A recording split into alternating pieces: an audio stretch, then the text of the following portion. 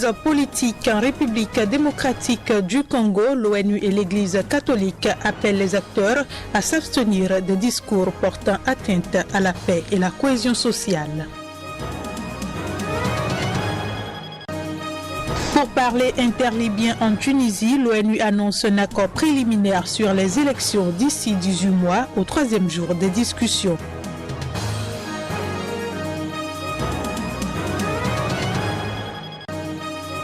Et puis répression d'une manifestation à Luanda en Angola, les manifestants réclament de meilleures conditions de vie et une nouvelle date pour les élections locales.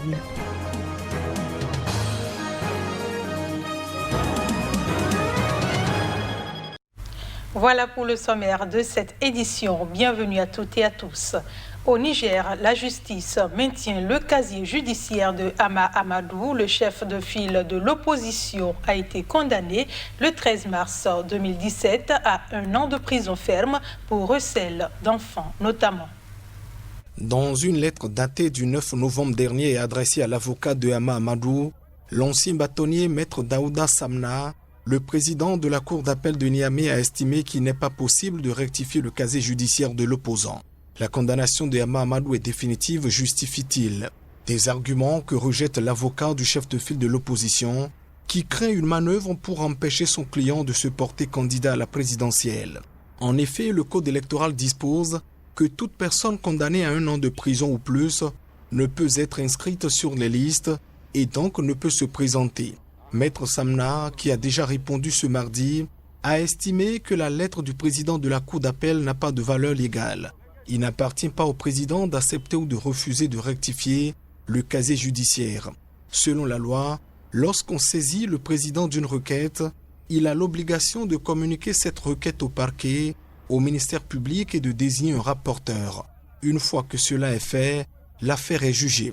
Même s'il estime que ma requête n'est pas fondée, il faudrait le dire par une décision de justice, pas par une lettre. Il affirme donc être toujours dans l'attente d'une réponse de la justice à sa requête de rectification du casier judiciaire de Hama Amadou.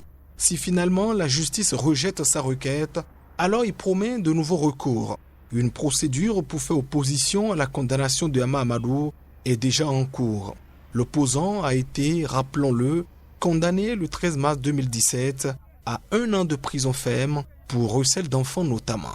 En Côte d'Ivoire, le président Alassane Ouattara et son principal opposant, l'ex-président Henri Konan Bédié, ont déclaré avoir brisé la glace. Ce après leur rencontre à Abidjan destinée à apaiser les violences meurtrières dans le pays. Pour tenter d'apaiser les violences électorales meurtrières en Côte d'Ivoire, le président ivoirien Alassane Ouattara et son principal opposant, l'ex-président Henri Konan Bédié, se sont rencontrés ce mercredi à l'hôtel du Golfe. Ceci était une première rencontre, comme dit le président, pour briser la glace, pour rétablir la confiance.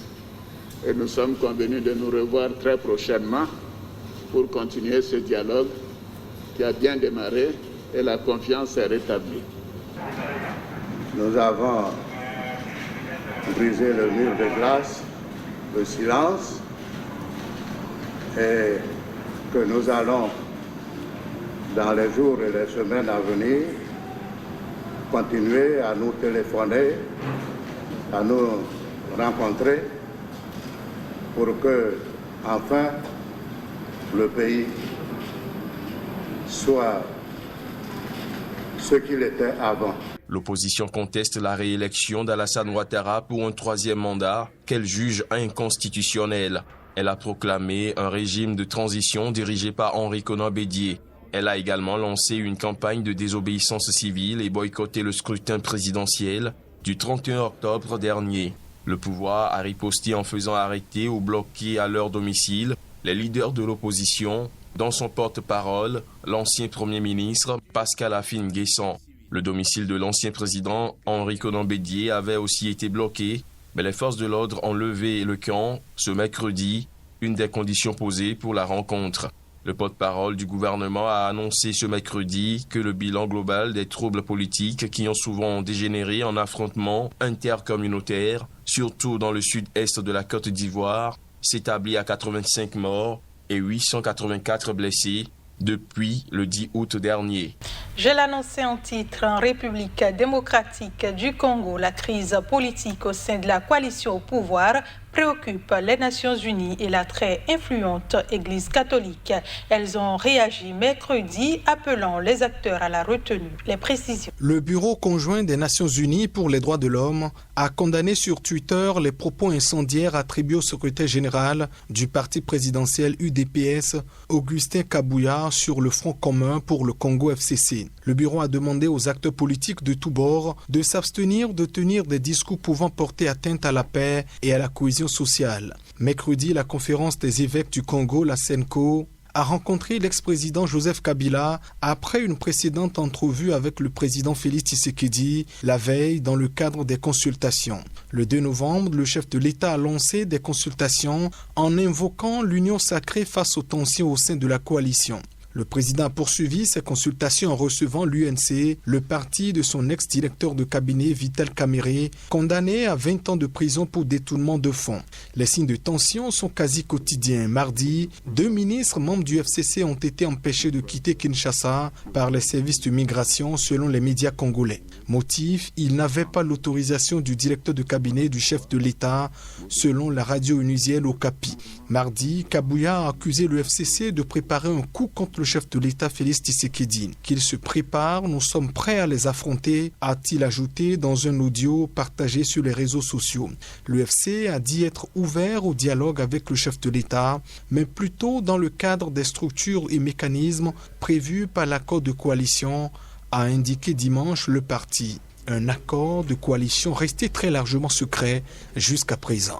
En Angola, la police a dispersé à l'aide de gaz lacrymogène des centaines de manifestants venus défiler à Luanda pour réclamer de meilleures conditions de vie et une nouvelle date pour les élections locales retardées par la pandémie de coronavirus. La police angolaise a tiré à balles réelles et utilisé du gaz lacrymogène contre des jeunes protestants contre la pauvreté mercredi à Luanda. L'opposition avait appelé à une nouvelle manifestation ce mercredi, jour de la fête de l'indépendance, mais elle avait été interdite par les autorités locales qui avaient invoqué les restrictions liées à la pandémie. Este governo MPLA anda a reprimir as pessoas. Eles têm de deixar de reprimir as pessoas. Ce gouvernement du mouvement populaire de libération de l'Angola réprime le peuple. Il doit cesser de réprimer le peuple. Le peuple ne doit pas se taire. Depuis 1975, le MPLA, qui est au pouvoir, n'a fait que tuer les Angolais. Il y a la misère, la faim, il y a tout. Il y a un manque d'eau, de lumière, de bus. Les gens souffrent, ils sont désespérés. Carros, hoje foi mais exemplo disso. As pessoas passam mal, lamentam. As pessoas estão com fome, estão vazias. Até aqui, as pessoas estão frustradas. Les gens ont faim, ils n'ont rien. Les gens sont exaspérés. Et ce corrompu João Lourenço et son MPLA reviennent en 2022. Ils doivent quitter ce gouvernement grâce aux élections. Nous en avons assez. Tem que sair deste governo por intermédio dos nossos votos. Nós estamos fartos. Les protestataires soutenus par l'UNITA, le principal parti d'opposition, demandent également la tenue d'élections locales reportées à cause de la pandémie de coronavirus. Les manifestations étaient plutôt rares lorsque l'actuel président João Lourenço avait succédé à José Eduardo dos Santos en 2017, faisant renaître l'espoir d'un changement après des décennies de corruption et de népotisme. Mais le désenchantement a enflé ces derniers mois contre le gouvernement, jugé incapable de tenir ses promesses, de se débarrasser de la corruption et relancer l'économie. Autre information, l'ONU a annoncé mercredi que les participants libyens au dialogue politique en cours à Tunis étaient parvenus à une feuille de route préliminaire prévoyant des élections crédibles dans un délai de 18 mois après une série d'avancées diplomatiques récentes. 75 représentants libyens sont réunis depuis lundi et ce pour une semaine à Tunis, sous l'égide de l'ONU dans l'objectif de sortir la Libye des conflits dans laquelle elle a sombré après la chute du régime de Muammar Kadhafi en 2011. Ce dialogue politique vise à mettre sur pied un exécutif unifié, mettant fin à la division de la Libye entre deux principaux camps, celui de l'Ouest, le gouvernement d'union nationale reconnu par les Nations Unies et basé à Tripoli, et celui de l'Est, incarné menée par le maréchal Khalifa Haftar, qui dispose du soutien d'un parlement élu et de son président, Aguila Saleh. Après 3 jours de discussion, ils sont parvenus à un accord préliminaire sur les élections. Aujourd'hui, les participants au forum de dialogue politique libyen sont parvenus à un accord préliminaire sur une feuille de route pour mettre fin à la période de transition et organiser des élections parlementaires et présidentielles libres, équitables, inclusives et crédibles.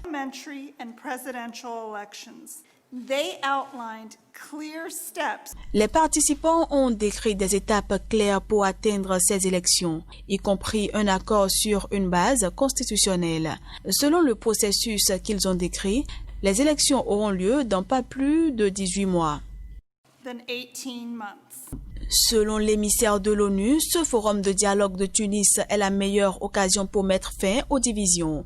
Plusieurs organisations ont critiqué la composition du forum, estimant que certaines forces politiques ou militaires n'y étaient pas assez représentées. Toutes les initiatives diplomatiques des dernières années ont échoué à résoudre ce conflit qui a vu l'implication croissante de puissances étrangères. Hanan Al-Barassi, avocate et figure de la cause des femmes et de la lutte contre la corruption en Libye, a été abattue mardi de 30 balles tirées à bout portant. Son meurtre a eu lieu en pleine rue Bouachrine, l'une des plus grandes artères commerciales de Benghazi. Hanan Al-Barassi avait toujours refusé de se taire devant les crimes, leurs auteurs et la logique des bandes armées malgré les menaces de mort que ces dernières lui avaient adressées à plusieurs reprises.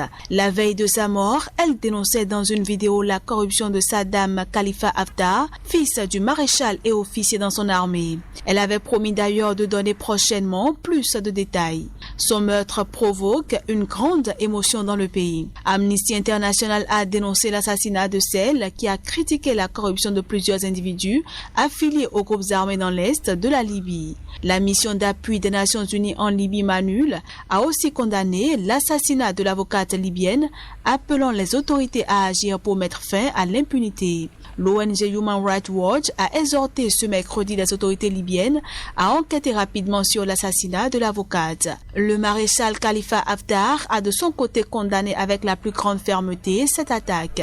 Ce meurtre brutal ressemble à une exécution de sang-froid, a dénoncé Anna Salah, chercheuse à Human Rights Watch pour la Libye, citée dans le communiqué. Les groupes armés à Benghazi semblent penser qu'ils sont invincibles. Les autorités doivent leur prouver qu'elles ont tort, a-t-elle estimé. Ce sera tout pour cette édition. Merci de votre fidélité. Restez avec nous. L'information est en continu sur CICAT.